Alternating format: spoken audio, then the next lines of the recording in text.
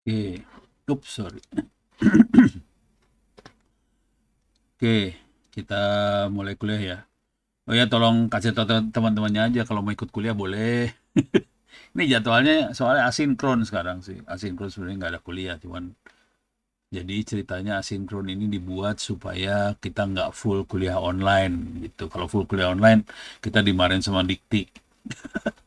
Jadi bikin asinkron. Tapi kalau mau kuliah ya silahkan. Oke, kasih tahu teman-temannya aja kuliahnya ada. Oke, saya akan share screen. Oke, ini tutup. Sorry.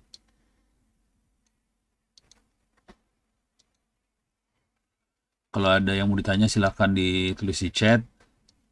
Kita kuliah sampai jam 8:30 9 aja ya. Capek. Ternyata capek banget hari ini. Oke, kemarin dosen mana ya? Lupa saya itu sebenarnya. 2025/2 ethical hacking. Ini udah web hacking. Execution injection udah, password cracking udah. Udah ya password cracking, berarti minggu lalu password cracking kayaknya pakai Hydra kayaknya ya. Oke. Ini pakai apa nih? Directory transversal. Oh, kita coba yang ini aja ya. Web ini hacking yang inilah. Kalau wireless hacking saya nggak bisa. Oke, terima kasih. Sekarang wireless ya. Wireless nggak bisa Soalnya, kenapa saya nggak bisa kerjain? Ini bayangin nih, misalnya ini komputer saya nggak ada wifi-nya juga nih. Komputer yang buat ini nggak ada wifi, cuma ada kabelan doang nih. Kalaupun kita pakai wifi, terus sambungannya internet pakai wifi, terus gua nge-hack wifi-nya, kacau kan sambungannya bisa putus tuh. Jadi agak masalah ini buat buat demo. Tapi kalau buat cerita masih bisa. Oke. Okay. Jadi ini saya bentuknya cerita, dan yang ini satu ini ya main MITM ini bahaya banget nih. Oke. Tapi saya demoin, saya ceritain gini lah. Di sini di wireless ada beberapa teknik buat ini cerita aja langsung ya. Ada beberapa teknik buat enkripsi. Yang paling awal adalah WEP. Itu 5 menit jebol sih. Terus dikembangin WPA, terus WPA 2 dan sekarang terakhir kalau nggak salah udah WPA 3. Oke. Okay. Tapi WPA 2, WPA 3 prinsipnya itu apa ya? Dia prinsipnya autentikasi client server lah, pakai key. Client servernya interaksi pakai key lah kira-kira gitu. Nah, untuk bisa ngejebolin WPA 2, kalau WP gampang banget jebolnya, itu 5 menit jebolnya. Kalau hari ini udah nggak ada yang pakai WP lagi. Jadi WP udah lewat, ini udah nggak dipakai. Di konfigurasi-konfigurasi yang ada praktis WP udah banyak yang dibuangin, jadi nggak ada WP. Udah WPA, WPA 2, dan sekarang terakhir saya lihat di peralatannya D-Link, dia pakainya WPA 3 sih. Jadi udah ada WPA 3 juga, ini masih konfigurasi lama pakai WPA 2. Nah, tekniknya buat ngejebolin, kita harus ngeset si WiFi kita supaya bisa monitoring, masuk ke mode monitor. Nah, ini nggak semua WiFi bisa sih sebetulnya. Dicek-cek aja ada yang bisa nggak. Setelah monitor, kita ngedam. Paket-paketnya ditangkep-tangkepin nih. Didam, paketnya didam. Oke. Okay. Nanti damnya akan masuk ke file capture, formatnya cap ini ya. Ini sih sama kayak formatnya Wireshark kayak gitu, masuknya ke sini. Nah, kemudian dari paket-paket yang masuk ini kita coba nge-crack nih. Jadi yang menarik adalah paket pada saat ada user di jaringan WiFi itu yang berusaha masuk ke WiFi-nya. Untuk berusaha masuk ke WiFi, dia harus masukin password dong. Jadi WiFi kan ada passwordnya. Nah, waktu connect, dia berusaha masuk, Nah, ini dijebolin make word list. Nah, ini yang jadi masalah sih sebenarnya. Jadi kalau password Wi-Fi-nya ada dalam word list dan paket waktu autentikasinya bukan ya waktu masukin passwordnya itu ada dalam word list, ya sudah jebol. Jadi dia caranya ini aircrack NG. Yang penting ini ngasih tahu SSID, MAC address-nya berapa, terus wordlist-nya apa, terus paket capture yang dari Aerodam ini ditaruh di sini, jebol. Udah, itu aja sih sebetulnya. Oke. Nah, ini waktu kita melakukan serangan, waktu serangan, kita bisa melakukan fake authentication, atau kita bisa meng-de-authentication. Jadi ini kalau ada klien Wi-Fi yang lagi connect ke access point, kita bikin kliennya putus dari access point. Jadi kita kasih de-authentication si klien ini. Kalau si klien putus dari access point, si klien akan berusaha nyambung lagi ke access point-nya. Waktu dia nyambung, dia akan ngeluarin passwordnya lagi. Dan ini semua dicatat oleh ini nih, capture ini ya. Keluarnya di capture 01 ini, cap. Jadi caranya diputusin, berkali-kali diputusin, di capture, putusin, capture. Pada posisi ini kita sebagai yang nyerang, kita nggak dapat passwordnya sih, cuma dapetin hashnya lah, dapat hashnya. Nah udah gitu kalau udah berkali-kali kita mulai pakai statistik sih sebetulnya, ini kira-kira passwordnya apa sih gitu, tapi ada di word list. Nah yang seru adalah yang ini, AirReplay NG itu berusaha di-authenticate klien, berkali ini pakai, kalau mau gombal ini pakai cron sih, di cron aja tiap eh, berapa detik sekali, misalnya setiap 20 detik sekali atau 10 detik sekali, putusin tuh klien. Tapi kalau terlalu sering kliennya curiga. Jadi putusinnya misalnya 1 menit sekali gitu, supaya nggak terlalu mencurigakan. Kenapa sih jaringan gue jadi lemot gini, tiap kali putus, karena diputusin sama kita. Jadi putusin dia nyambung, putusin nyambung. Ini prosesnya otomatis semua sih, software semua yang ngerjain. Itu otomatis ya. Si klien nggak ngerasain, tapi dia akan ngerasain kenapa sambungannya jadi kayaknya putus-putus gitu. Nah itu sebetulnya kuncinya. Nah proses di auth, ya kalau ini yang kalau kita melakukan di auth-nya pakai Kali Linux ya. Kalau mau pakai hardware juga bisa. Arduino di auth, di author, nah, kayak gini lah. Ini bisa di auth nih, pakai ESP8266 di author. Wah ini kacau nih. Jadi ada yang udah bikin, dikasih file, kita bisa download file apanya nih, file ISO-nya dia bisa di-download.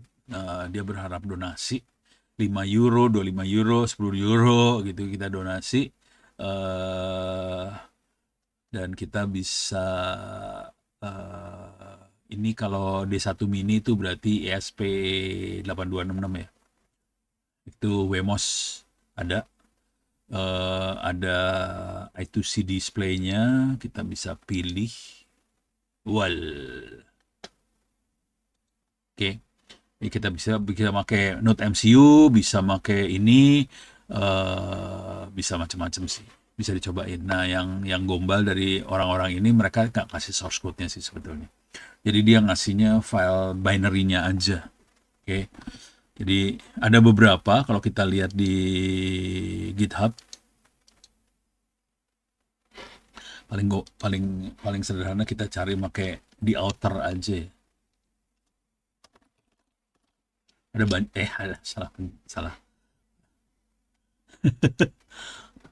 di outer gitu cara.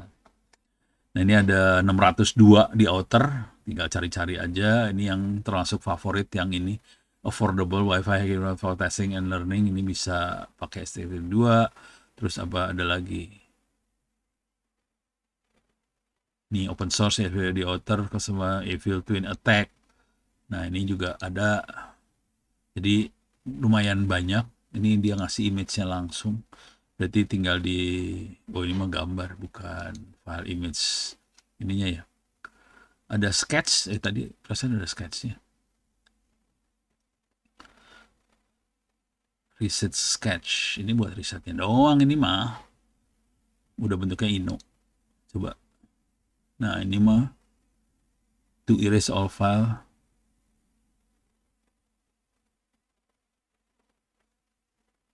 Ini mah buat bersihin doang yang ada di ininya si EXP32.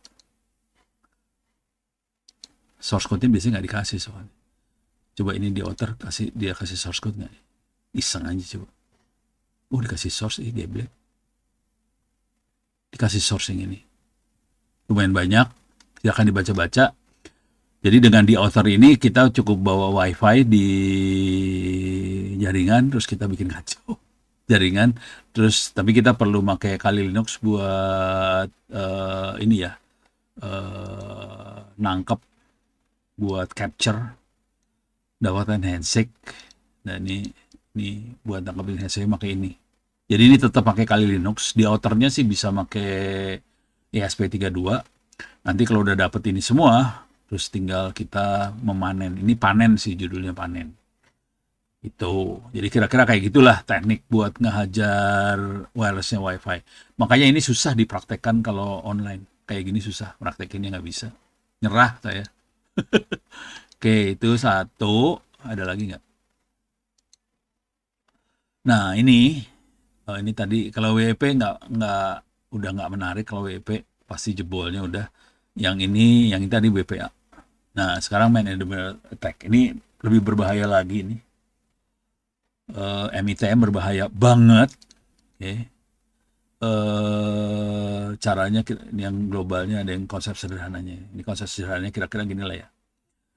Kira-kira yang normal adalah saya gedein bisa nggak? Ada gede dikit lah. Oke. Biasanya laptopnya user akan akses ke internet lewat wifi, router dan sebagainya, terus masuk ke internet. Jadi komunikasinya cuma yang atas ini ya biasanya. Kemudian kita sebagai attacker, orang yang melakukan serangan, jadi mereka kan komunikasi berdasarkan MAC address aja sih. MAC address router IP 192.168.01, router MAC addressnya berapa. Router juga punya tabel si klien MAC addressnya berapa. Itu bisa dilihat di sini sih. Whoops. Saya belum matiin ini berarti ya. Ini lagi ini nih. Lagi apa sih namanya? Yang tadi sore ya, kuliah mikrotik. Kita berusaha ini API versi 6, cuman gagal. Oke, ini saya matiin aja semuanya nih, saya matiin. Wah, nggak bisa ya. Nggak bisa dimatiin. Oke. Nggak bisa mati. Berarti saya harus matiin dengan cara gombal banget.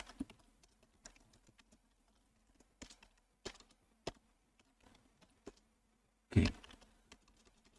Kill all GNS3. Yes.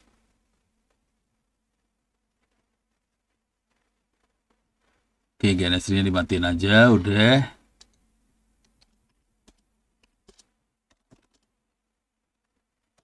Clear. Coba lihat. Malah saya nyalain lagi bego. Tadi udah mati berarti. Ini cancel aja, saya tutup nih. Jadi harus dibunuhnya harus rada sopan kayak gini, kalau nggak dia ngamuk. Oke, dah. Oke. Sekarang urusan ini. Jadi buat komunikasi antar router dengan semua komputer di internet, dia akan punya tabel MAC address sama IP address. Lihatnya di sini sih.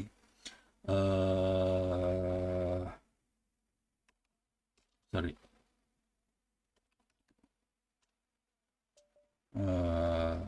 ARP min N. Ini kalau di Linux bisa lihat ya, nggak tahu kalau di Windows bisa nggak ya. Maklum nggak pakai Windows.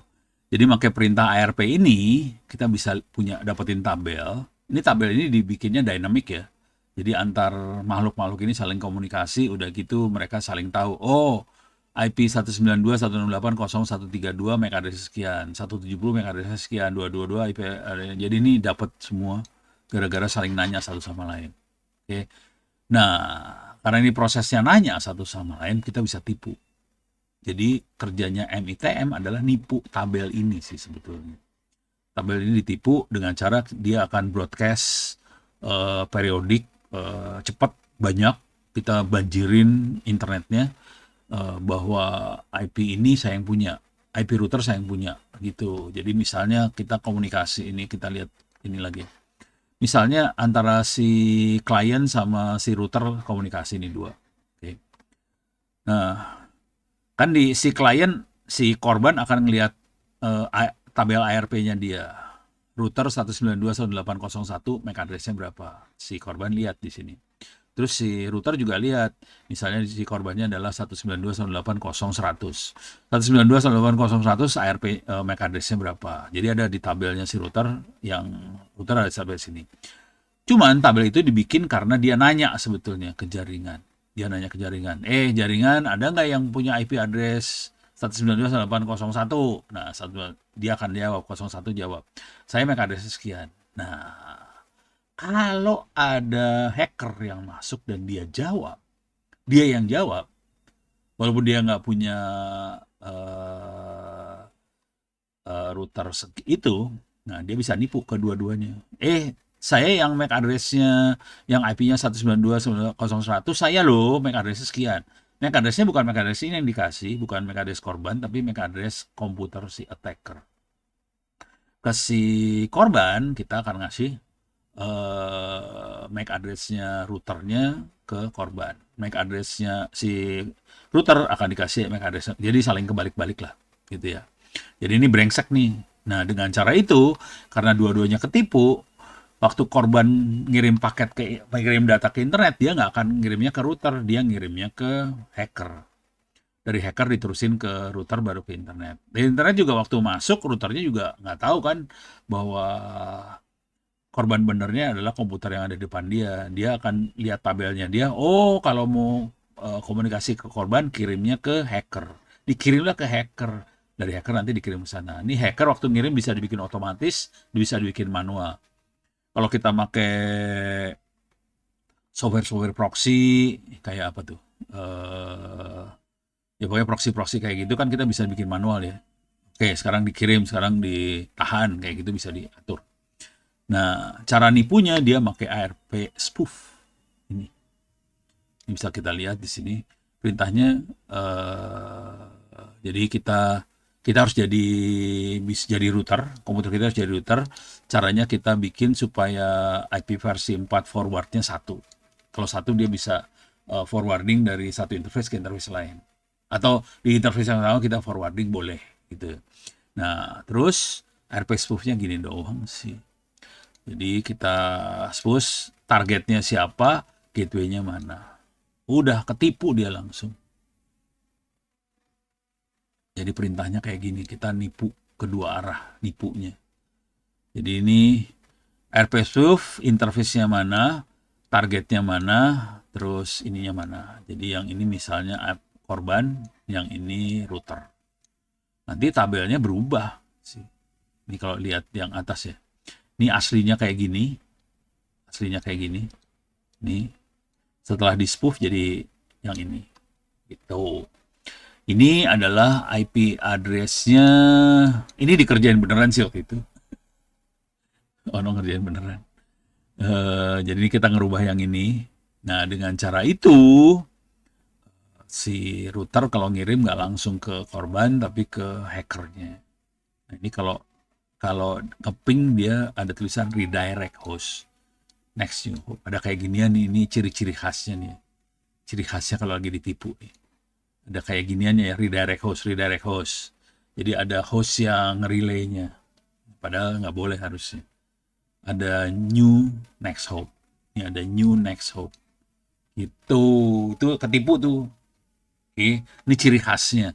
Tapi yang ciri khas yang parahnya yang ini salah.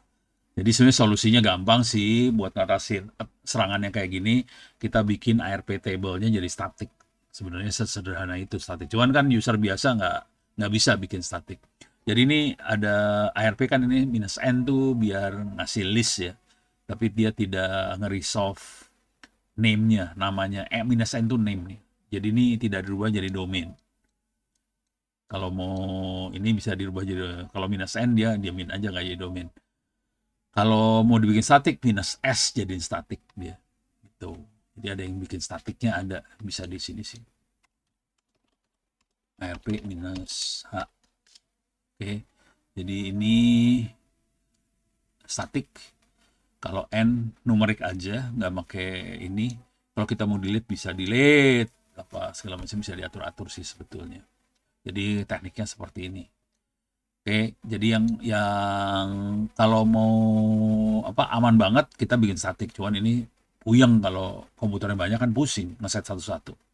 Makanya kita bikin otomatis aja semuanya. Nah, cuman agak berbahaya ini. Gitu aja sih. Oke, kalau kita yang jadi hacker ngerti. Ya, bayangin kalau orang biasa dikasih kayak gitu pusing kepala lalu. Nah, setelah ini terjadi, nah, mulai kita saya makainya MITM proxy ini. Nah, kita install MITM proxy ini, oke. Dia bisa memproxy HTTPS. Nah, cuman caranya supaya ketipu, HTTPS-nya di ini, di apa sih namanya? Di kita harus bikin sertifikat. HTTPS pakai sertifikat ya.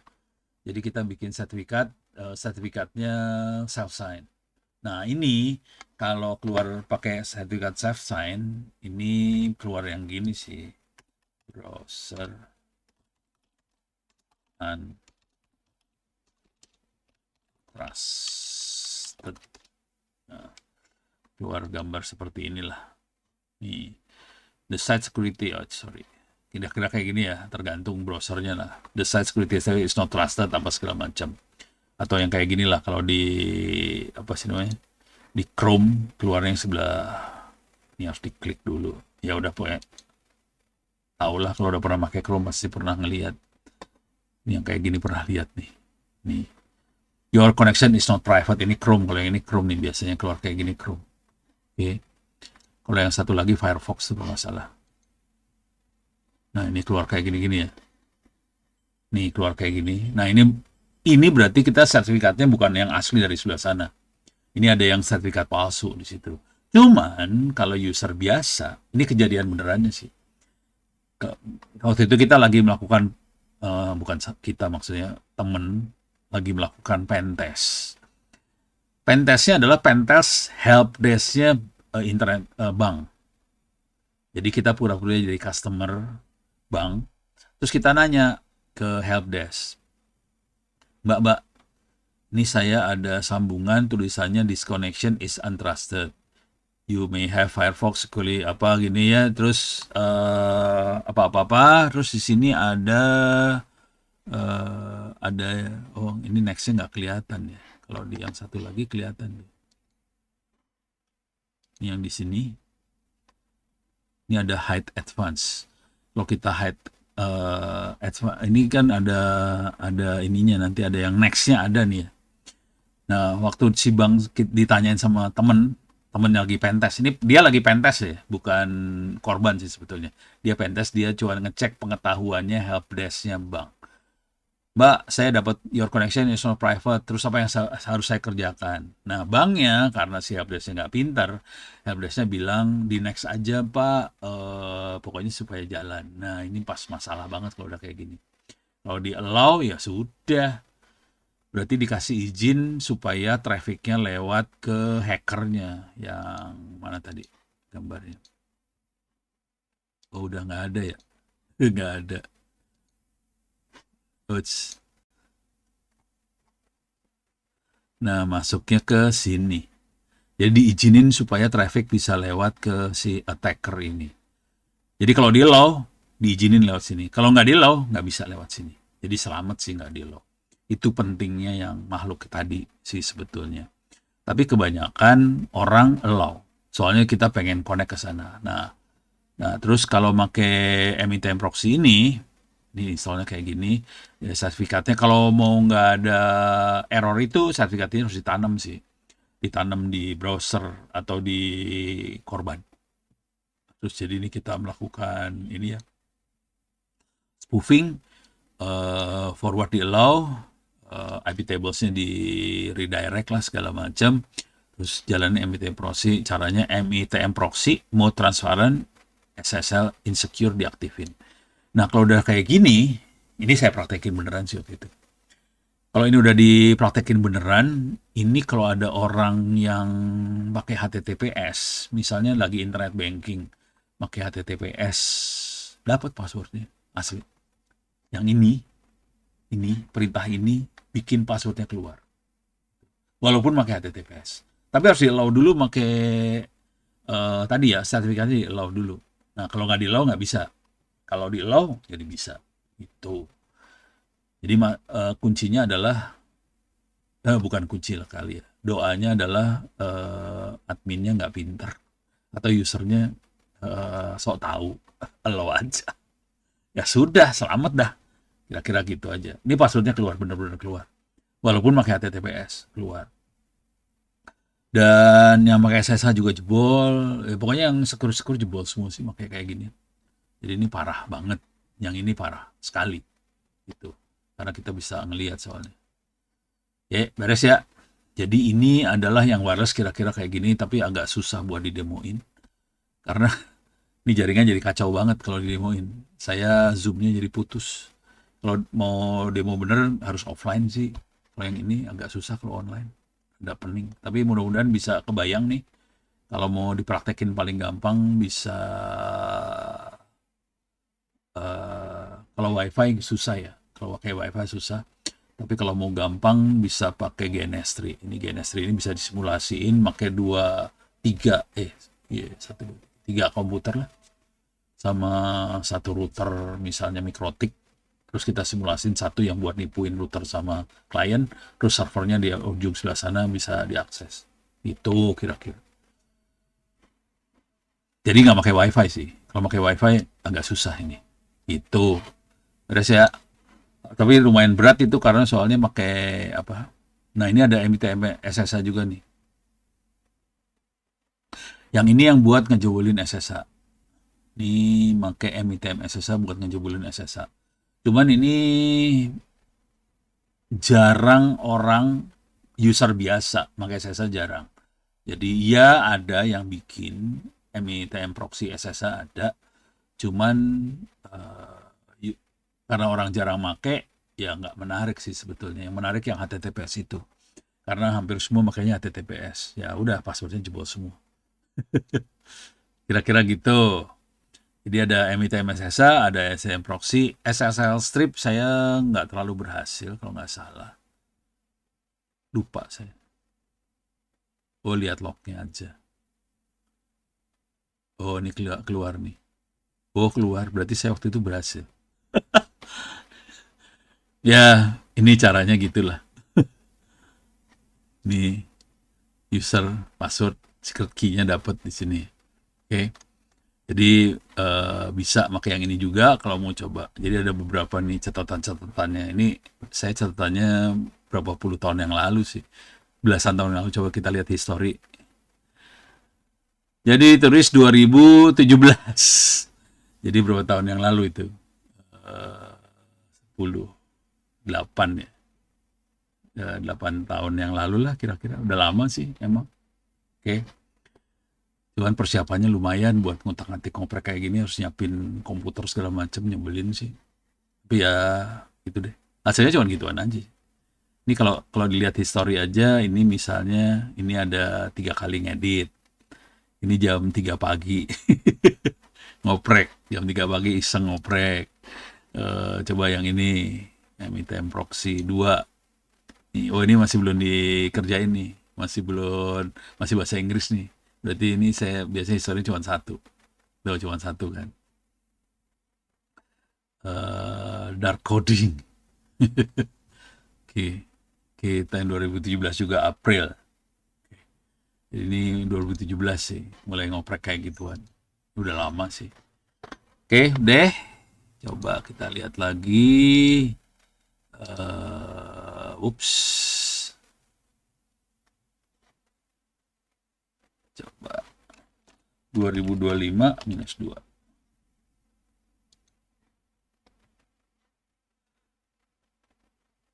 Salah ya. Oh, salah masuk kuliah.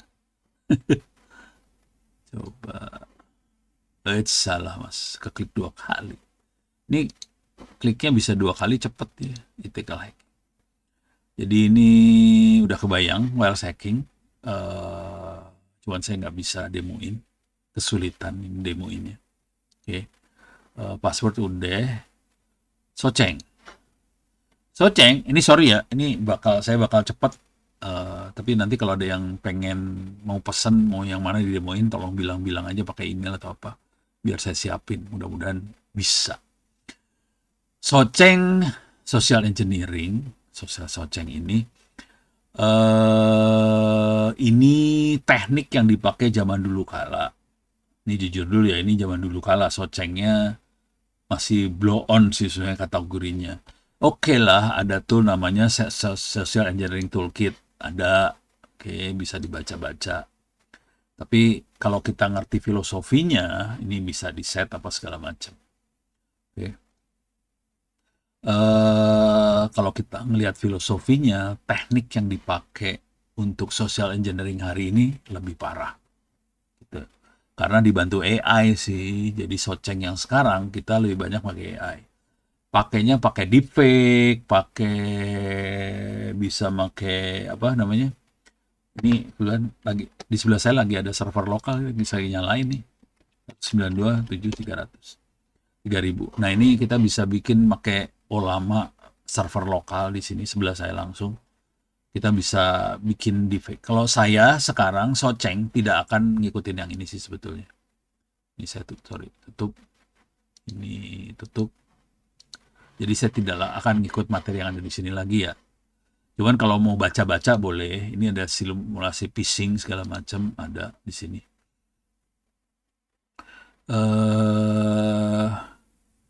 Bisa website, bisa harvest password apa segala macam, bisa bikin site cloner. Site cloner itu copy. Ini langkah-langkahnya ya. Cloner itu satu situs di clone. Kita bisa install set toolkit, social engineering toolkit. Oke. Bentuknya web sih. Oke, terus udah gitu kita bisa website attack vectornya kayak gimana, terus modenya apa, terus kita clone supaya websitenya jadi mirip sama kita.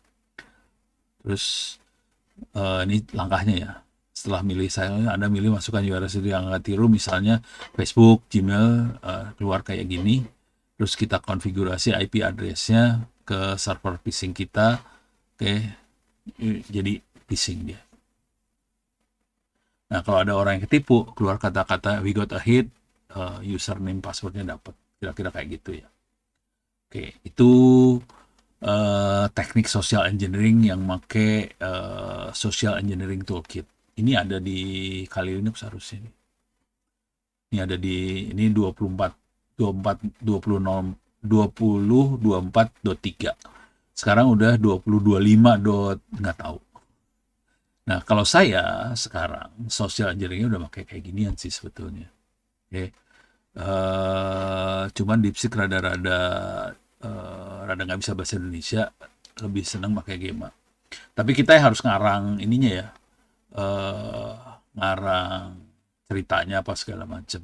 Oke. Cara yang paling sederhana, nggak tahu nih, kalau kalau mau gombal banget sih sebetulnya kita yang ngarang cerita. Misal cara ngarang, intinya sih sederhana ya. Kalau buat serangan-serangan itu, kalau mau enak dapetin username password langsung, itu yang main kasar. Kalau mau rada main tidak kasar banget, gimana cara dapetin duit sih sebetulnya. Jadi ada yang dapetin username password, dari situ pelan-pelan dapat duit. Tapi yang gila, gimana caranya dapat duit langsung? Gitu. Jadi cara dapat duit langsung, misalnya, ini jangan dipraktekin tapi ya, parah. Misalnya, buatkan buatkan narasi atau cerita eh, bahwa anak lawan bicara kita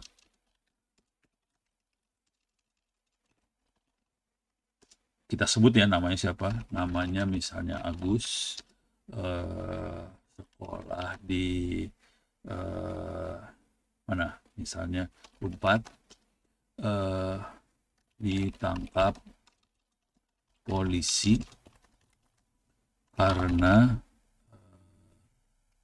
ketahuan menyimpan narkoba. Terus misalnya kita menawarkan untuk membantu menyelesaikan masalah tersebut. Itu ya. Untuk itu perlu dibantu negosiasi dan lain-lain. Mungkin perlu bantuan dana juga itu. Oke. Tapi ini kita harus melakukan ini dulu ya, survei dulu. Misalnya target kita siapa namanya, anaknya di mana, kuliah di mana, itu harus benar. Di Unpad misalnya jurusan apa komunikasi massa misalnya atau Ikom. Oke, jadi kita bisa bikin ini pakai ChatGPT sih. Jadi caranya kayak gini aja udah. Langsung pas kacau. Oh, udah buatkan narasi. Oh, udah taruh sini, dapat dah. Ini pakai Gema ya.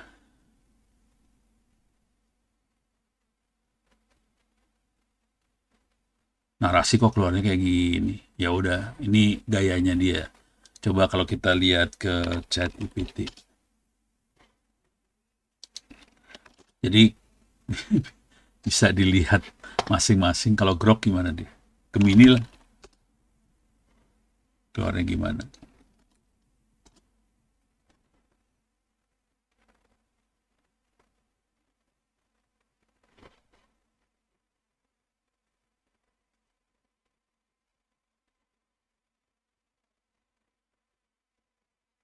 Nah ini yang karena narasi bentuknya kayak gitu ya.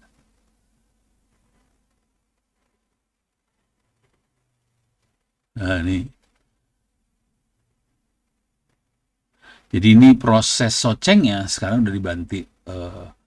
Jika Anda ingin versi yang lebih dramatis bisa bikin format seperti surat, bisa lebih dengan persoalan untuk versi presentasi keluarga bisa. Ini semua bisa diatur sih sama makhluk-makhluk ini bisa ngaturin sih sebetulnya.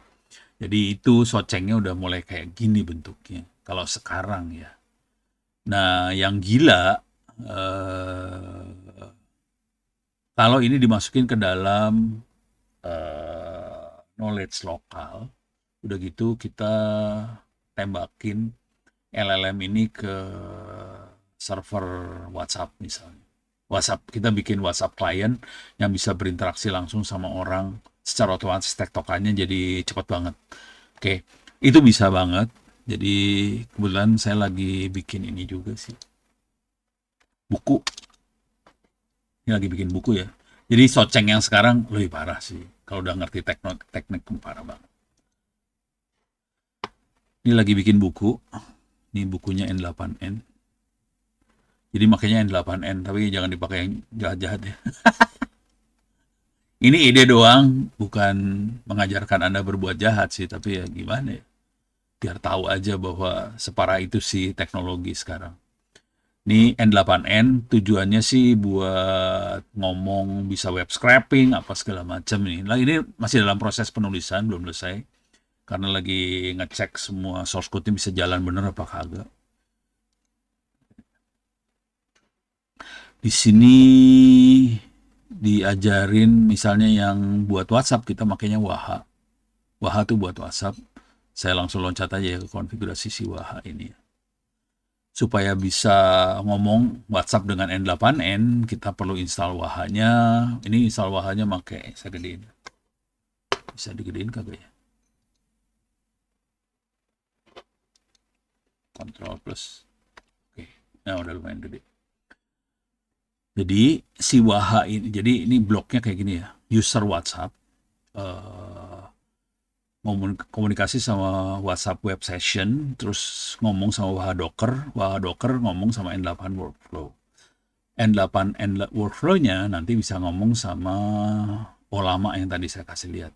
Jadi nanti yang komunikasi Olama sih sebetulnya ke arah user WhatsApp ini. Jadi kita perlu ngasih knowledge dulu, ngasih muatan dulu. Ini kalau bahasa yang baik-baiknya sih kita pakai buat helpdesk sih sebetulnya.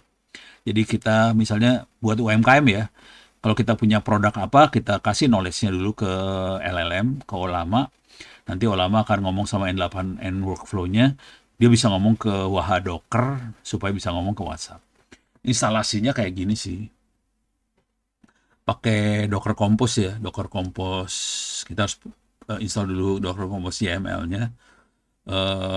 Isinya YML-nya kayak ginilah kira-kira. Oke. Wah, usernya admin, passwordnya admin 1234566. Udah gitu kita pakai Docker Compose app ininya Waha. Terus kita bisa lihat di lognya ada masalah apa kagak. Kalau dia berhasil akan keluar server is running import 3000. Oke. Dalam lognya kira-kira ada tulisan seperti ini sih. Ini saya udah nyobain, ini percobaan lagi jalan. Cuman saya masih belum beres ngomong ke, ini lagi nyoba sih. Belum beres ngomong ke WhatsApp-nya, soalnya SIM card-nya habis expire. Jadi tadi pagi saya harus ke males sih reaktivasi SIM card online, males banget. Udahlah saya tadi pagi ke Grapari, ternyata baru bisa aktifnya besok. Ya udah, jadi besok saya aktifin, saya nyoba lagi nih besok. Oke. Dashboardnya tampangnya kira-kira kayak gini, Wahanya. Nanti kita harus screenshot si Wahanya supaya masuk ke HP-nya. Nanti udah ngomong langsung. Itu sih kira-kira. Ini masih dalam proses nulis ya. Kalau udah selesai nanti bukunya bakal dilepas. Tapi keywordnya Waha sih sebetulnya. Ini sambungan putus apakah gimana? Plus UTS jalur N8N boleh. Bikin buku aja. Kalau buku bukan UTS ya. Langsung kuliahnya, lulus. Kuliah lulus. Nggak usah kuliah lah. Kalau nulis buku, kuliahnya saya 100-in semua nilainya. Bikin buku aja udah kagok lah kayak gini. Ini saya aja, ini jujur dulu ya, saya itu lagi belajar N8N. Jadi ini proses belajarnya Ono kayak gini. Ini saya kasih lihat bukunya udah berapa halaman. Ini bukunya hampir 267 halaman udah. Bukunya udah segitu banyak. N8N-nya parah banget. Tapi belum dirilis karena saya lagi ngetes satu-satu, mastiin semuanya jalan. Jadi tes dulu semua. Ini kalau kita pakai ChatGPT aja nggak bisa keluar kayak gini sih sebetulnya. Kan gambar-gambarnya nggak bisa ChatGPT. Harus screenshot dari testing beneran. Jadi ini ngetes beneran. Gitu. Jadi kerangkanya sih bisa. Wes. Oke. Oh iya. Kalau ini pakai Gemini, ya sah-sah aja sih. Ini buat ini ya. Nah, tinggal dibalikin lagi ke ini sih. Dibalikin lagi ke mana sih namanya? Ke WhatsApp-nya. Jadi ini nerimanya lewat sini, nanti balikin lagi ke WhatsApp-nya. Kira-kira kayak gitu. Tapi pakai Waha saya. Wih, pakai chat memori, pakai Postgres ya. Menarik. Oke. Kalau yang saya pakai gimana ya? Pokoknya masih goblok banget lah yang ini. Soalnya sambil belajar, ini belum selesai lah, masih belajaran. Cuman saya biasanya pakai JSON semua sih, konfigurasinya di JSON semua. Supaya apa? Kalau mau latihan, tinggal dikasih file JSON-nya di-up-in lagi dari JSON nge-up-nya gitu. Ini JSON-nya ada di sini sih di atas. Kalau ini ada WhatsApp lagi. WordPress, Docker juga dibikin. Ntar JSON-nya mana? Ini JSON-nya nih ini. Ini JSON-nya dia. JSON-nya panjang. Nih buat latihan saya bikin install Olama. Jadi saya nggak pakai Gemini ya. Gemini dilepas. Pakai Olama, pakai OpenWeb UI, pakai N8N, pakai Comfy UI. Ini buat iseng-iseng Comfy UI kalau pengen ngutak-ngatik GPU. Terus di sini juga ada Waha, terus ada MariaDB, WordPress. Ini buat latihan kayak gini sih. Nanti kalau perlu lagi saya masukin lagi. Saya juga perlu nginstal buat scraping web apa segala macam. Dan ini lagi testingnya harus dimasukin semua, harus dites satu-satu, dipastiin jalan sih. Ini kelihatan nih screenshot. Ini WordPress ya, jalan. Jadi kita juga bisa buat posting otomatis berita segala macam. Jadi kalau ada berita cuman kasih poin-poinnya aja, langsung keluar beritanya di WordPress. Kira-kira kayak gitu. Dan ini penting banget buat kampus kita pakai kayak gini sekarang. Kita tes makanya cara kayak gini. Jadi semua berita dibikin otomatis masuk ke WordPress. Dan beritanya dibikinnya pakai LLM sih. Jadi caranya kayak gitu banget sih sekarang. Kalau nggak kekejar sih. Harus bikin nih sampai WordPress-nya jalan ya. Oke, kira-kira itu. Ini adalah buat social engineering yang ini sebenarnya udah nggak dipakai. Kita makainya yang udah AI sih sebetulnya sekarang. Oke. Tapi kalau mau dapetin feelingnya bisa dicobain pakai social engineering toolkitnya, ini bisa dicobain sih. Gitu ya. Oke. Bentar. Ini di back lagi. Jadi kira-kira inilah buat social engineering. Email spoofing segala macam caranya udah AI semua sih sekarang. Gitu. Oke. Nah, setelah ini masuk, ini udah. Nah, ini privilege escalation. Privilege escalation ini urusannya kita berhasil masuk ke server sasaran. Terus gimana caranya kita bisa, ini masuk kan sebagai user biasa. Gimana caranya dari user biasa bisa menjadi admin. Kira-kira gitu aja sih. Privilege escalation adalah menaikkan privilege kita dari user biasa buat ngerjain UTS kemarin. Oh, kagok. UTS mah ngapain? Udahlah, bikin buku aja sekalian jadiin gantiin inilah. Satu kuliah jadi 100. Nggak usah UTS-nya doang. Kalau bukunya jadi, ini nilai saya bikin manual 100 loh ini. Buku jadi, UTS UAS sama apa sih namanya? UTS UAS sama kuis saya set 100 manual. Bukunya nanti dimasukkan ke sini. Intech Press ITTS ACID. Jadi masukin ke sini ya. Kok masukin ke buku gratis melulu sih? Intech Press ITTS ACID. Oke. Sekarang masukin ke sini. Buku itu hanya diakui kalau dapat nomor ISBN. Nah, ISBN-nya agak berabe dikit karena ini harus masukin secara manual ke Perpustakaan Nasional, Perpusnas. Nah, kalau kita pakai e-book aja lebih murah harganya, itu jatuhnya sekitar 250.000 perak untuk dapetin ISBN. Bikin bukunya bisa dibuat dalam waktu, kalau udah pernah sampai bikin kayak gini-ginian udah cepet sih sebenarnya bikin bukunya. Paling juga sehari 2 hari juga selesai bukunya.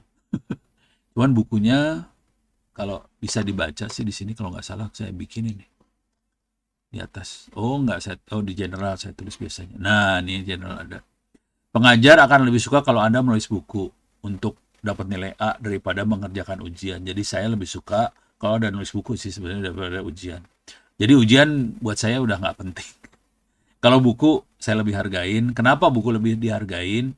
Karena keren kan, lulusan ITTS, ini ijazahnya. Saya juga punya buku, ini bukunya. Nah, orang keder itu.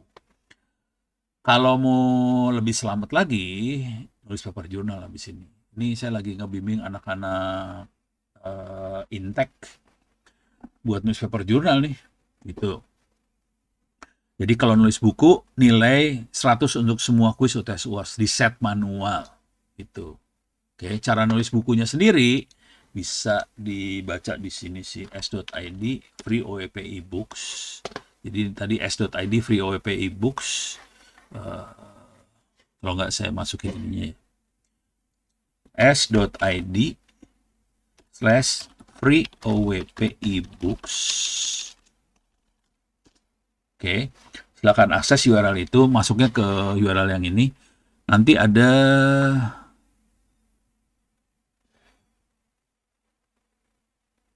teknik menulis buku kalau nggak PQRST. Transformasi. Nih, teknik cepat menulis buku. Nih ya, saya ambil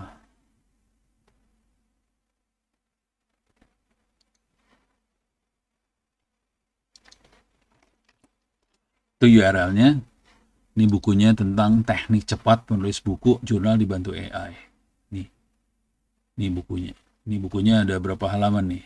100 berapa tuh? 141 halaman. Ini nulisnya sehari, 12 jam. Yang kurang sih sebetulnya. 8, ya hampir 10 jam lah nulisnya buku ini. Oke. Kalau cara sederhananya nulis buku, pertama harus kita yang nentuin ya, topiknya apa segala macam kita tentuin. Terus kita juga ngasih apanya, referensinya kita masukin.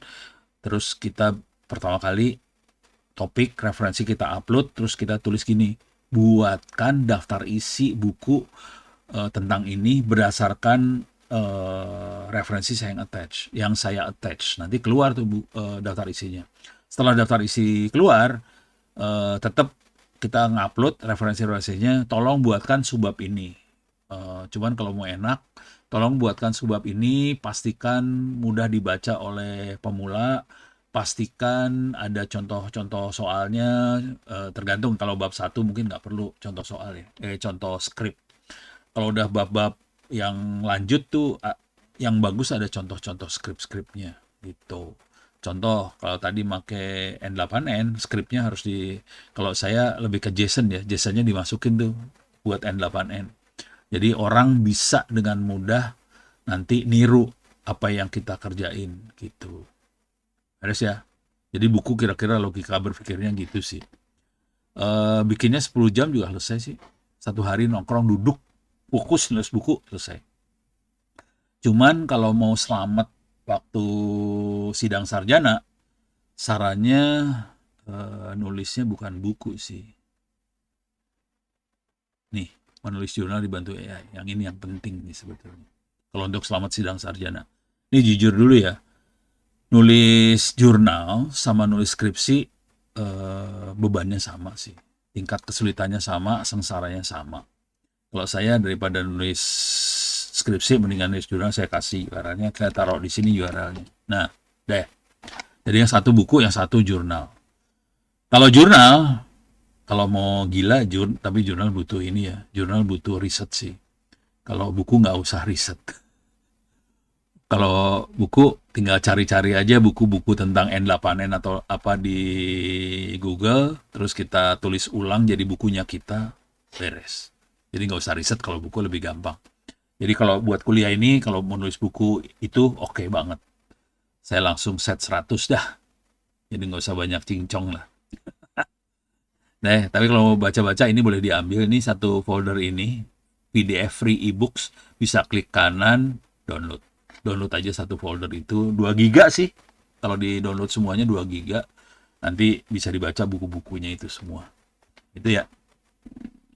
Di sini banyak buku gila-gila sih sebetulnya. Ini ada internet murah untuk desa, Internet of Land Solution, ini ada SLM, Small Language Model, ada REC, apa gila-gila lah. Ini buku gila banget nih, banyak buku kacau di sebelah sini. Oke. Kalau mau yang rada nyerempet sama TNI segala macam, silahkan baca yang Cyber Security sama Cyber War. Nah, ini lebih ke arah Cyber War. Bagaimana perang di internet. Ini, yang ini, buku yang mana sih? Ini dia. Onowe Purwo sama Gildas. Yang ini yang Cyber War. Silahkan dibaca-baca. Perhatiin ini perspektif Tentara Nasional Indonesia, TNI. Ini buku ini siapa yang minta? Yang minta Panglima TNI langsung. Jadi Panglima. Jadi mereka nggak minta saya bikin buku sebetulnya sih. Mereka bikinnya cuma slide doang. Pono bisa presentasi. Butuhnya apa? Slide. Kamu kasih slide, gue kasih buku. Jadi ini buku saya bikin karena saya nggak mau ngasih slide ke mereka. Jadi ini waktu itu di ruangan itu isinya cuma bintang 2, bintang 3 doang sih. Nggak ada bintang 1 aja, nggak ada. Jadi bintang 3, bintang 2, yang minta bintang 4 ngomong soal cyber warfare. Ya udah, saya bikinin lah ini. Ini totalnya cuma 100-an halaman kalau nggak salah. Ini buku level strategi ya. Ini bukan taktis ya. Ini level strategi. Di sini saya lebih fokus bagaimana taktik strategi buat latihan SDM, hukum etika, AI, organisasi, teknologi pertahanan, strategi militernya seperti ini. Bisa dilihat di sinilah. Jadi kalau ini istilah doang ya, istilah yang dipakai. Dari istilah ini kelihatan materi yang dibahas tentang apa, kelihatan sih. Oke, tapi kalau mau lihat detail-detailnya ada di lampiran.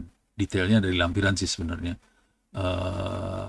Kalau buat latihan perang gimana, kita perlu deteksi, aktivasi, containment, terkendali, eradikasi, pemulihan, after action review kayak gimana. Ini nggak banyak yang nguasain ilmu ini, saya kasih tahu dulu ya. Kalau bisa nguasain, keren banget, bikin buku soal ini keren. Gitu. Ini buku dibikinnya cuma berapa jam ya? 6 jam kalau nggak salah ini buku bikinnya. Cepet kok. Pakai AI. Tapi ya nggak boleh sembarangan kalau bikin kayak ginian mah. Jadi saya biasanya ini, kalau saya kan punya referensi. Sorry nih, saya rada ini ya, biar Anda bisa nulis buku lah. Ini saya masuk ke perpustakaan saya, ini perpustakaannya. Saya zoom in dulu. Zoom in.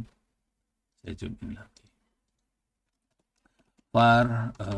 Data lib to books cyber security. Nah, ini saya punya buku-buku di folder cyber security LS. Ini buku-bukunya ada di sini. Ya tinggal ambil beberapa buku jadi referensi, terus kita nulis berdasarkan buku-buku ini sih. Tuh. Ini perhatiin di sini ada cyber warfare.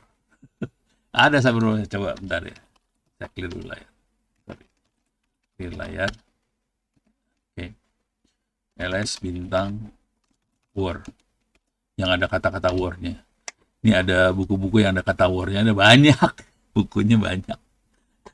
Ada Introduction to Cyber Warfare, ada Art of Cyber Warfare, Strategic Tactical Approach, apa bejibun. Buku tuh bejibun sih sebenarnya. Dari sini kita bisa bikin buku gila-gila sih sebenarnya, dan bukunya bisa banyak. Nah, tapi kalau ini kita pakai ChatGPT segala macam rada susah. Jadi ini kita mendingan pakai AI yang lokal sendiri sih. Itu yang ini yang saya kasih lihat, mana tadi, ini ya, salah, kagak ada. Oh, ini dia nih, pakai Open Web UI, dia ngomong ke ulama, keluar kayak ginian. Cara nguploadnya gimana? Kita bisa ngupload new chat aja biar enak. Nah, di sini ada plus, kita bisa ngupload file sih sebetulnya. Dari file itu nanti kita bisa bilang tolong buatkan daftar isi buku tentang apa. Tapi bukunya harus kita punya dulu ya. Nah, kalau mau copy perpustakaan saya buat referensi buku-buku tadi, silahkan lihat di Ono Center OR. Ono Center. Yeah. Ono Center ORID/wiki ini, terus tulis ebook. Oke, di bagian bawah ini ada Ono Center ebook. Oke, saya copy paste URL-nya lah ke chat. Oke, jadi Ono Center ebook ini ada alamatnya sih buat ngirim hard disk. Nah, cuman ini hati-hati nih. Oke, ini serius ini. Packing yang baik supaya tidak rusak di jalan, bungkus dengan antiseptik, busa, bubble wrap, berlapis-lapis. Ini sampai saya bikin kata-katanya gede. Ini nggak sembarangan, ini serius beneran. Jadi kemarin ada yang ngirim Haris 2 tera, kagak dikasih antistatik, kagak dikasih busa, kagak dikasih bubble wrap. Terus dikasihnya kardus, dikirim ke saya. Sampai saya jebol tuh harddisk. Ya udah sama dibalikin lah. Sorry, harddisk lu rusak. Karena lu dikasih antistatik, tidak dikasih bubble wrap, dikasihnya kardus. Saya jebol. Terus siapa yang tanggung jawab coba? Dan sedih kan, maksudnya. Gimana ya? 2 tera kan lumayan ya. Kan bukan murah tuh 2 tera, lumayan. Balik dengan kondisi harddisk rusak. Jadi ini serius, jangan dianggap remeh makhluk yang ini. Ini serius banget. Dan orang yang ngirim harddisk rusak bukan satu orang ya. Ada berapa total? Ada 5 kali. Harddisk rusak. Pada nganggap remeh sih kayak ginian sih. Aduh ampun deh. Kalau udah rusak kan nangis. Silahkan dikirim ke sini. Nanti harddisknya saya isi, saya kirim balik. Selipin duit 20.000 buat ongkir balik lah tuh harddisk. Kalau saya biasanya balikin harddisk, saya kasih bubble wrap-nya berlapis-lapis, tebal banget tuh. Jadi kalau rada misalnya paketnya jatuh gitu masih nggak apa-apa sih. Gitu. Atau kalau mau gombal sih bisa beli aja. Tapi kalau cuman cyber security kayak gitu bisa harddisk kecil lah. Bangsanya 500 giga maksimum lah, udah bagus banget sih sebenarnya. Coba kita lihat di Tokopedia ya. 500 GB. Wah. Oke. 500 GB. Harddisk. Pakai harddisk yang tua aja juga nggak apa-apa sih. Nih. Yang Yara harddisk itu bagus banget.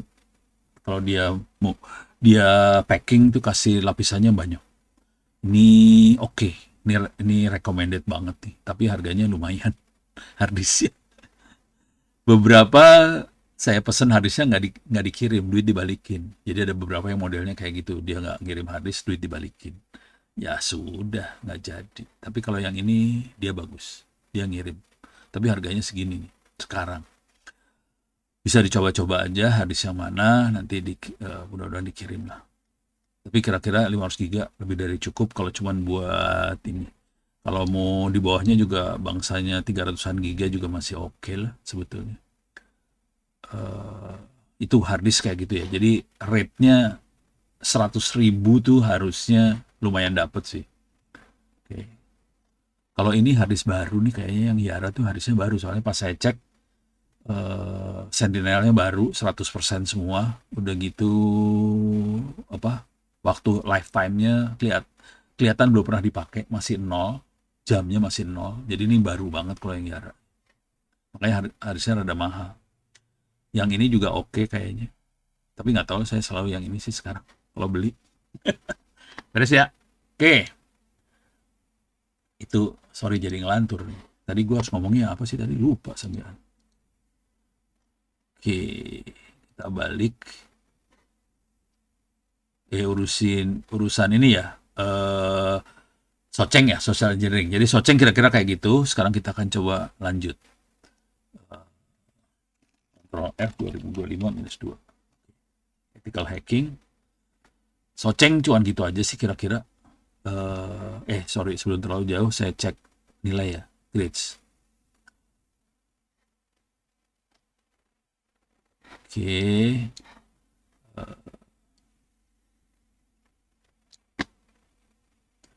Masih nilainya pada jeblok. Nih 1,75, 10, 10. Masih, ini dari 91 siapa nih? Didi Saprudin 90. Coba lihat lagi yang bagus-bagusnya aja nih. 47 masih kecil nih, 91. Arif Kurniawan Fadil masih jelek. Reza Mahendra 92. Ini siapa nih? Febriando Prasetyo 90. 41. Mana? 86 Fajar Yuliando. Nah, oke, ini yang 90 udah selamat sebenarnya. Nggak usah ikut kuliah saya lagi juga nggak apa-apa ya. 90 udah selamat, nggak usah nulis buku apa segala macam. Sebelum terlalu jauh, saya kemarin posting. Mana ya? Ini parfum lagi. Alibaba. Ngirim email melulu sih. Kena spam gue. Ini nggak ada. Oke. Saya coba masuk ke sini. Kemarin ada email tawaran buat magang dari Bu Lisa. Ini Tia. Kalau tahu Tia, Tia adalah yang tempat magangnya Jerry dan teman-teman. Mereka gaji, jadi Anda bisa dapat gaji di situ. Sebagai magang dapat gaji, cuma transport sama ya duit transport gitulah, kecil lah kalau magang ya. Tapi kalau performanya bagus dan ditarik jadi karyawan, gaji beneran dapat. Oke. Sekarang saya harus nyari Lisanya. Ini sorry nih ngasih informasi yang bukan urusan kuliah tapi penting banget supaya pada bisa dapat duit sih. Bentar, Elisa mana Elisa? Nggak dapat sih.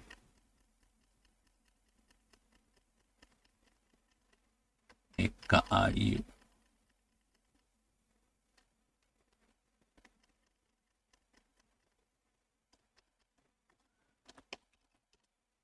Oh, ini dia. Ini ya. Ini siapa yang Muhammad Farid Zakri ini mau gabung sama Bu Elisa juga. Ini saya copy paste aja ke chat. Silahkan kasih kontak ke Bu Elisa buat apa sih? Buat magangnya. Saya paste di sini aja emailnya. Nah, tuh. Jadi itu ada emailnya Bu Elisa, bisa email ke saya juga. Dia nyari orang lagi. Jadi beberapa yang udah senior, jadi mahasiswa ITTS yang udah jago-jago, mereka ada yang pindah ke perusahaan lain, jadi dia kekosongan orang lagi, gitu. Jadi gitulah tipenya mahasiswa ya. Magang, bagus, performanya oke banget, itu jadi portofolio, bisa loncat ke perusahaan lain. Jadi ini rata-rata kemarin yang magang, Jerry dan teman-temannya, mereka mulai magang dari semester 3, 2 apa 3 gitu, mulai magangnya. Oke. Tapi ini bakal disiksa, maksudnya dia bakal kerjanya gila-gilaan, rata-rata harus cepat belajarnya, bisa semalam 2 malam, udah gitu kerjaan langsung beres. Kalau mau gampang belajarnya pakai AI aja biar cepet sih, sebenarnya intinya gitu aja. Nah, udah gitu, ini si Muhammad Farid Zaki punya ini ya, coba saya pengen lihat nih. Jadi penasaran. Ini buat contoh aja buat yang lain ya. Ini saya paste juga lah URL-nya. Oke. Sadis main yang ginian. Oke. Ya udah. Ini bisa kita lihat project apa aja yang udah dikerjain. View all project on GitHub. Oke. Wow, banyak juga yang dikerjainnya. Nah, harus kayak gini sih. Oke. Kalau udah sampai level kayak gini jadi enak buat si Bu Elisanya, buat rekrutnya gampang, lebih enak. Jadi, tapi ini geek banget ini portofolio, nggak apa-apa sih. Bagus. Dia punya 40 repository. Wah, parah, ini parah banget. Publish ada 10, udah parah. Oke. Ini oke banget sih. Jadi kira-kira gitu ya. Jadi ada kesempatan buat magang, ada kesempatan satu lagi yang di CyberRank. Cuman udah 18 orang nih. Eh, Mereka mintanya 20 sih sebenarnya. Udah 18 orang. Oke. Terus satu lagi yang di Uni-Air. Mereka minta 30, dapatnya 20. rontok 10, sisa 10 sekarang. Jadi masih ada kesempatan di Uni-R sebetulnya buat Uni-R AI ya. Kalau si Bu Elisa banyaknya ke infrastruktur sama back end front end gitulah. Kalau Bu Elisa. Kalau CyberRank lebih ke arah audit cyber security. Kalau tadi Uni-R AI. Jadi ada banyak sih perusahaan-perusahaan yang kayak gitu-gitu. Dan mereka mintanya puluhan orang gitu. Oh, Ubuntu juga. Ubuntu juga kemarin berapa ya? 15 atau apa gitu. Tapi mereka kalau Ubuntu Bu Elisa itu udah pasti ngasih duit ya. Buat magang itu kerja sambil uang transport mereka yang jamin sih. Transport kalau di Ubuntu makan transport dijamin. Tapi kalau kita udah jadi karyawan ada gaji tambahan. Jadi lebih enak lagi. Itu. Oke, sip. Oke. Sekarang saya akan masuk ke ini waktu udah jam segini. Oke, saya akan overview aja cepet ya.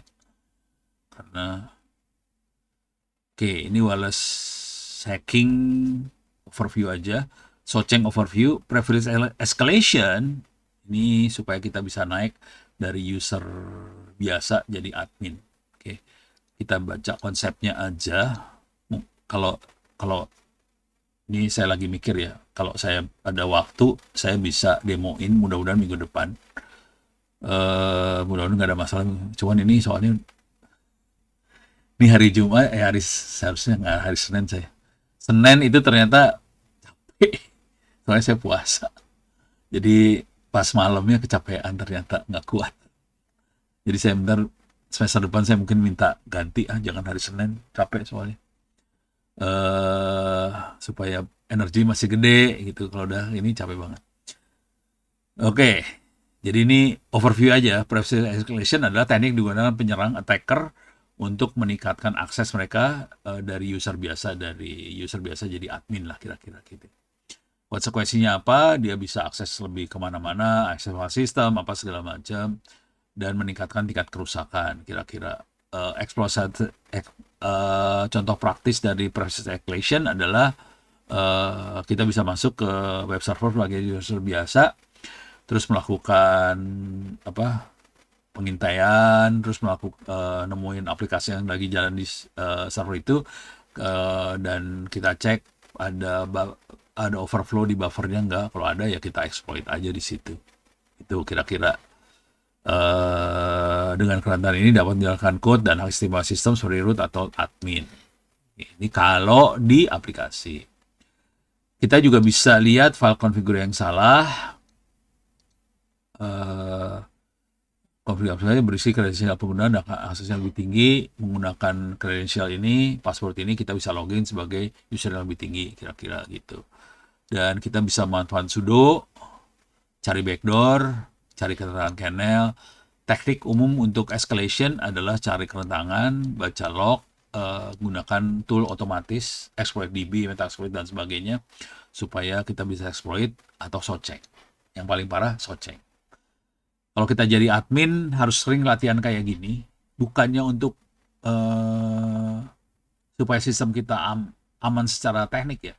Jadi kalau kita sering latihan sebagai admin, yang sering latihan, insting kita langsung diasah. Jadi kalau ada pola file seperti apa, atau pop up seperti apa, langsung kita ini kayaknya nggak beres deh gitu.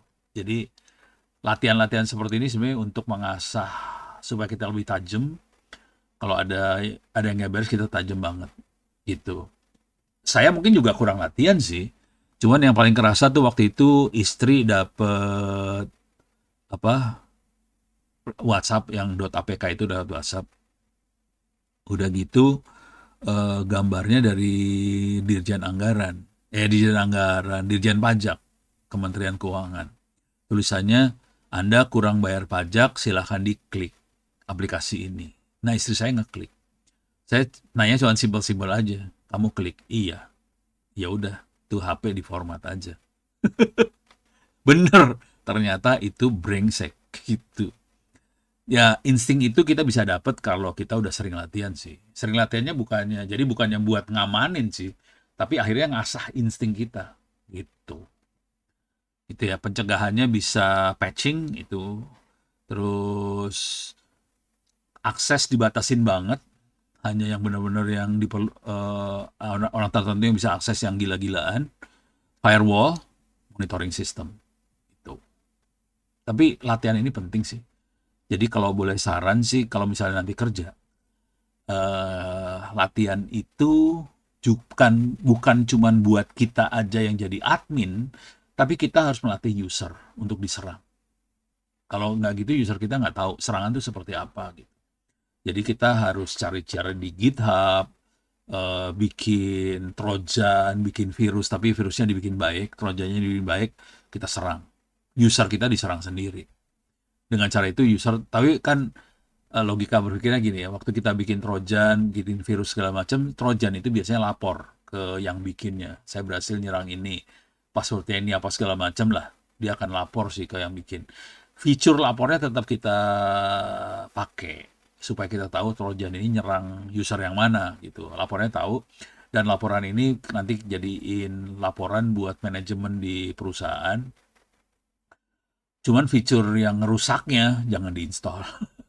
Jadi dia bisa masuk, bisa lapor, nggak usah sampai ngerusak gitu. Dengan cara itu si pimpinan di perusahaan jadi punya gambaran, oke, karyawan saya ternyata masalahnya di sini. Nah, udah gitu kita sebagai orang admin jaringan atau apa, kita bisa ngasih saran, advice, Pak Bos, kalau bisa kita bikin ini supaya usernya lebih aman. Atau user yang tadi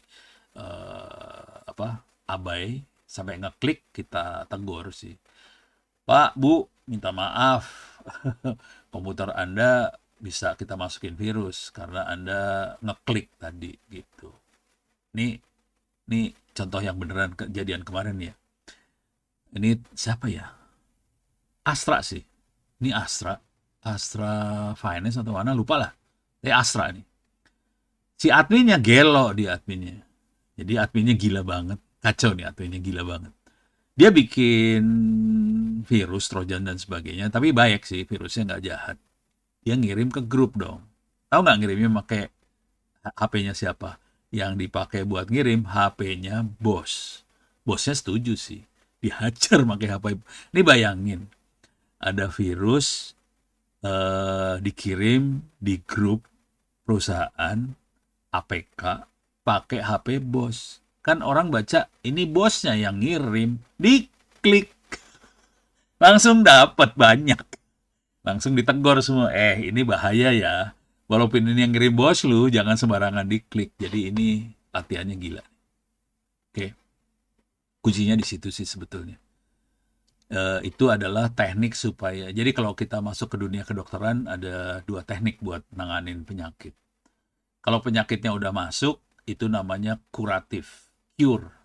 Kita cure itu penyembuhan. Jadi penyakit masuk kita sembuhin, itu cure. Itu teknik yang ya harus disembuhin soalnya penyakitnya masuk. Tapi kita sebagai orang admin jaringan, kita nggak suka yang kuratif ini, nggak suka. Kalau bisa jangan kuratif, tapi preventif. Jadi kita menjaga jangan sampai penyakit masuk. Itu yang lebih penting sih. Nah, kebanyakan aturan-aturan yang ada di Republik Indonesia itu kuratif. Itu masalah tuh. Karena penyakit udah keburu masuk, baru kita bersihin. Capek bersihin penyakit mah. Mendingan jangan sampai penyakit masuk. Jadi minum vitamin yang banyak, olahraga yang bagus. Nah, kalau di dunia cybersecurity, kita banyak kasih latihan serangan. Itu aja sih. Udah beres ya? Ini konsep. Kita balik lagi, previous escalation. Nah, ini ada yang lokal sama remote escalation. Ini kita bisa coba sih. Jadi, kalau yang lokal bisa kita rubah user ID. Pakai set UID, kita rubah supaya kita bisa lebih tinggi kedudukannya. Terus kita bisa serang. Jadi dengan set UID ini kita bisa rubah jadi root sih sebetulnya. Terus kita juga bisa, ini lokal ya, mengeksploit konfigurasi yang salah. Jadi kalau ada file konfigurasi, kita bisa exploit supaya jadi pakai hak akses sebagai root atau apa. Terus kita bisa lagi lihat kerentanan dalam aplikasi sistem, misalnya shell, daemon, aplikasi jaringan bisa dieksploit supaya dapat hak akses root. Kira-kira kayak gitu. Kalau remote kita dari jauh nih nyerangnya. Kalau ini lokal, kalau kita udah di dalam sistemnya langsung. Yang atas ini kalau lokal. Ini tulisan lokal nggak? Oh ya lokal. Oke. Kalau yang remote kita bisa pakai SSH, FTP udah nggak ada sih, SMB bisa. Terus bisa aplikasi web, oke, bisa Soceng. Jadi itu yang remote yang kayak gitu tuh. Oke, Soceng yang tadi. Kalau yang lokal sudah berada di dalam sistem, tujuannya ningkatin akses dalam sistem itu. Tekniknya ada eksplorasi aplikasi, konfigurasi salah. Kalau yang remote dari luar, meningkatkan akses di sistemnya beda. Eksploitasi jaringan, aplikasi web, Soceng. Kira-kira gitu nih. Caranya kayak gitu ya. Ini dua-duanya masalah. Serius. Kalau mau jujur,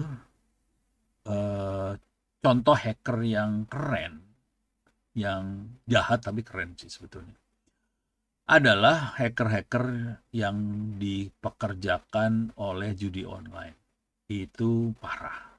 Bener-bener parah asli itu. Dan itu sangat aktif banget sih mereka. Jadi yang mereka lakukan adalah yang ini sih sebenarnya. Yang remote ya. Mereka yang remote, bukan yang lokal. Remote, caranya dia akan ngirim, bisa dilihat di GitHub, ngirim Trojan apa segala macam, dan itu Trojannya masuknya lewat fitur-fitur upload. Jadi di web kan banyak, kalau misalnya web pemerintah lah, pemerintah kan banyak ngasih perizinan dan sebagainya, itu ada fitur yang buat upload dokumen segala macam. Nah, fitur itu yang dieksploitasi supaya dia bukan, ya kelihatannya kayak upload dokumen, padahal dimasukin yang diupload adalah Trojan. Trojan itu akan masuk ke dalam sistem, dan waktu masuk ke dalam sistem, kalau dari sisi judi online, yang dia butuhin adalah dia butuh bikin iklan judi online. Jadi dia bikin iklan judi online supaya judi online tadi bisa diklik oleh orang Indonesia.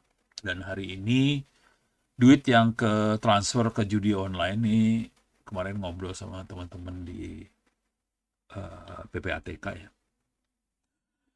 Totalnya sekitar 300 T. Duitnya yang lari ke luar negeri gara-gara orang Indonesia pada seneng judi. Ya padahal duitnya kecil-kecil ya, 10.000, 20.000. Tapi ya bayangin 10.000, 20.000 kali berapa juta kan udah miliar triliun tuh yang duit yang keluarnya gitu. Jadi duit yang keluar gara-garanya kayak gitu doang. Jadi masuknya lewat upload sih sebenarnya. Pokoknya input sesuatu. Itu masukin Trojan, akhirnya ngendon di dalam sistem. Nah, yang seru dari situ adalah, ini saya tutup dulu ya.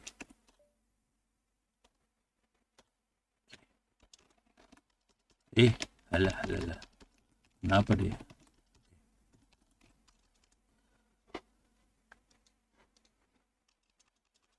Saya kasih lihat seru-serunya dikit ya.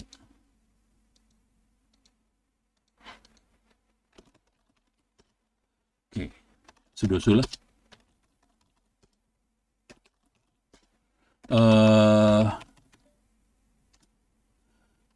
Saya ulang lagi, sorry. Ini dalam folder etc, kita banyak file di sini OTC. Yang menarik lihatnya adalah yang ini, passwd. Oke, ini passwd. Di situ kita bisa ngelihat username sama password. Yang passwordnya bukan password sih sebetulnya.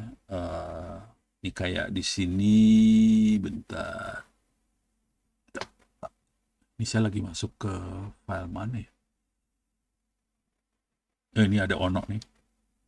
User 1000. Kalau kita lihat di sini, ini bin bash. Yang lain bin false, user bin no login, user bin no login, user bin no login, bin false. Ini false berarti ya false aja, nggak akan bisa dijalankan. Jadi semuanya rata-rata bin false sama user as bin no login. No login cuma satu yang punya bin bash. Bin bash ini kita bisa login. Nah, yang seru si hacker-hacker tadi dia bisa ngerubah loh ini. Waktu kemarin yang kerubah yang eh, printer. Ini TCP dump. Coba printer ada nggak?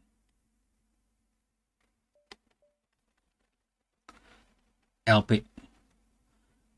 Tadi kan user bin no login. Dirubah sama hacker jadi bin bash, bajingan nggak? Jadi kita nggak sadar bahwa usernya masuk lewat printer. Kacau itu. Jadi kita baru sadarnya, loh ini kenapa jadi bin bash ini LP? Oh, kacau, masuk. Jadi si hackernya hacker jago sih sebetulnya. Jadi dia tahu sistem operasinya Linux, dia tahu kelemahannya segala macam, dibabat dari luar lewat upload filenya Trojan bisa masuk ke situ, dia bisa jalanin shell.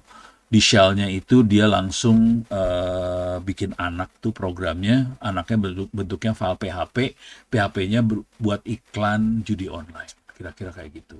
Yang jadi masalah, kelihatan sih sebenarnya filenya, nanti kan kita var www.html, oh ini nggak saya install, nggak ada www.html di komputer yang ini. Jadi filenya ada di var www.html, kita bisa lihat dia ada di situ tuh, kelihatan. Nih. Tapi kalau dia redirect juga ada di dalam folder-folder yang lain, ya tergantung konfigurasi Apache-nya sih. Kelihatan ada di folder-folder. Jadi ada file HTTP yang keluar. Nah, pas di PSAX, ini kan kalau ini kan cuma Chrome doang banyaknya karena saya pakai browser doang. Kalau dia kelihatan banyak sekali software-software yang anaknya dari satu software gitu, dari si Trojannya dia bikin anak banyak. Nah, untuk nyari-nyari seperti itu kita bisa pakai ini kalau mau nyari PS3. Nah, ini kelihatan, ini kelihatan nih punya anak nih. Ini punya anak, tapi ini mah software bagus, ini buat apa sih? Buat apa? Screen lah, layar. Nah, ini punya anak. Ini punya anak. Kalau ini kan genom kita tahu ya. Ini anaknya banyak banget nih, genom shell tuh banyak banget anak. Nah, tapi ini masih baik ya. Maksudnya kita harus sering ngelihat kayak gini kan biar tahu software aplikasi yang benar yang mana, yang jelek yang mana. Nah, udah gitu, kalau makhluk ininya nggak normal. Ini kan genom kan normal ya. Maksudnya ini nggak biasa. Ada aplikasi itu nggak biasa. Jadi kita harus sering lihat kayak ginian nih. Udah sering ngelihat ada yang aneh, langsung tahu ini kayaknya nggak normal deh gitu. Nah, dari situ kita tahu. Nah, kita harus nyari nih aplikasi Gnome Shell ini proses ID-nya yang mana gitu. Nah, bisa dilihat dari sini sih. PSAX ya, atau Grab Gnome Shell. Nah, ini kita lihat ini adalah proses ID-nya dia nih. Jadi awalnya yang 2269 ini anak-anaknya dia keluar semua. Nah, ini penting. Dari situ kita tahu, oke, biang keroknya satu yang ini. Kita bunuh aja, Gnome Shell-nya mati. Tapi kalau ini Gnome Shell, jangan dibunuh, mati. Ntar saya yang kacau. Jadi caranya PSAX, lihat dulu pakai PS3, kelihatan, terus coba di grab, dapetin proses ID, kita kill. Bisa kill, biasanya saya kill -9 Gnome Shell-nya itu apa. Nah, itu. Jadi ini kira-kira proses-proses yang ini kayak gini nih. Jadi ini privilege escalation banyaknya pakai Trojan. Trojannya bisa dilihat-lihat di GitHub, dan jadi yang apa judi online ini orangnya jago-jago, asli jago, bukan orang bodoh itu, mereka asli jago, dan mereka bisa sampai bisa privilege escalation, bisa segala macam sih, khatam lah kayak gituan. Cuman ya taruhannya nyawa mereka. Karena mereka kerja buat mafia sih. Mafia kan nggak ada etika ya. Lu macem-macem bom bunuh lu. Wah, kacau dah. Saya heran aja mau-maunya. Mereka lokasinya bukan di Indonesia ya. Kebanyakan adanya di Kamboja sih. Jadi duitnya lari ke sono sih. Tapi ya gimana? Oke. Saya coba lihat lagi preface escalation. Oke, ini buat exploit misconfigured service. Ada miskonfigurasi di web database, database server, cloud, aplikasi web dan sebagainya. Oh, ini cuman ini doang. Poin-poinnya aja. Saya coba ngelihat di ininya deh. Hands on. Ini mudah-mudahan rada seru dikit. Kalau nggak salah nggak seru juga sih. Oh, ini mah izin sudo. Sudo tuh adanya di, kita coba ya, sudo. Ya. Kita bisa lihat siapa aja yang bisa sudo. Yang bisa sudo adalah root. Dia bisa all, all. Kalau yang lain cuman dibatasin sama yang ini doang. Tapi nggak bisa sampai jalanin segala macam. Oh enggak, ini root ternyata. Ini root ya, sorry, maaf. Root, root bisa jalan seperti ini, jadi kelihatan.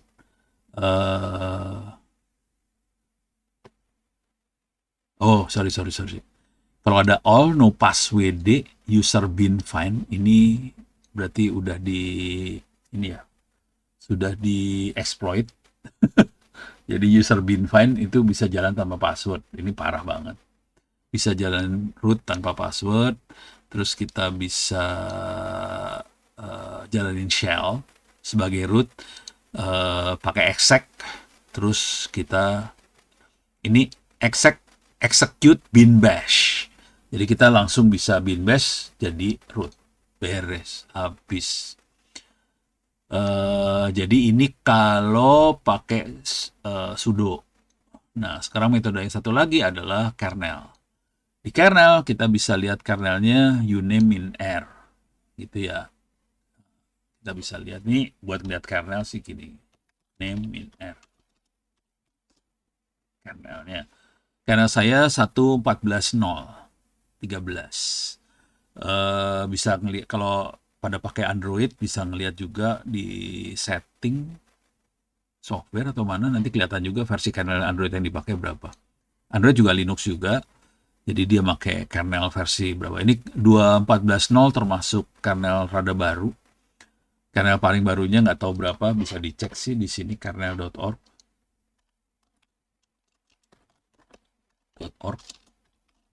Versi yang paling baru ada 2.18. Ini yang paling baru 2.18. Ini 2.18 paling baru.